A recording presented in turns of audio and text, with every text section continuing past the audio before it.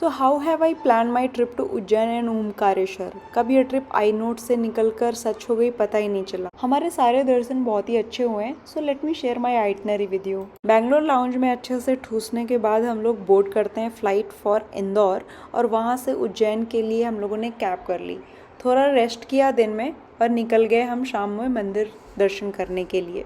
सबसे पहले हम गए भारत माता मंदिर, वहाँ से फिर पहुँच गए हरसिद्धि माता मंदिर। यहाँ की इवनिंग आरती मस्त है, स्टार्ट्स एट 6:45 PM। इसके बाद हम लोग पहुँच गए शिप्रा घाट। सब जगह अगल बगल हैं इसलिए ज़्यादा टाइम नहीं लगता। फिर रात में हमने शयन आरती के दर्शन किए, जिसका ticket same day 4 PM online portal से ही बुक कर लिया था। आरती स्टार्ट होती है 10:30 बजे, तो हमें यहाँ पे पहुँचना है लगभग 9 बजे तक।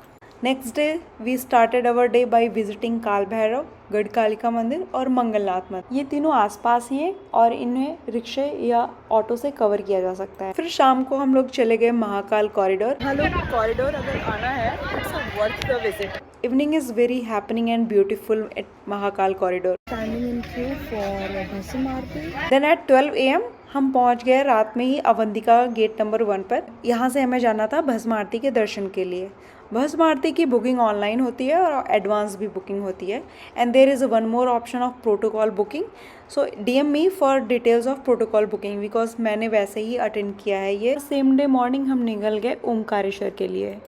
मैंने ऐसा वियर्ड फेस क्यों बनाया हुआ है, watch my Omkareshwar vlog. Omkareshwar में शीघ्र दर्शन का टिकट ऑनलाइन बुक होता है, जिसका बैंड कलेक्ट करना होता है झूला पुल के पास से। ओमकारेश्वर में हमने दर्शन किए और शाम को ही चले गए मामलेश्वर जी के दर्शन करने के लिए। दोनों दर्शन बहुत ही अच्छे हुए हमारे। यहाँ पर नर्मदा जी हैं और शाम को घाट पर बैठ के हमने व्यू एंजॉय किया। Usually people do day trip to Omkareshwar but we stayed here for 1 night, वरना सुबह उठते ही ये दर्शन और ये व्यू कैसे मिलता। Now stay tuned for the hotel details in my next blog.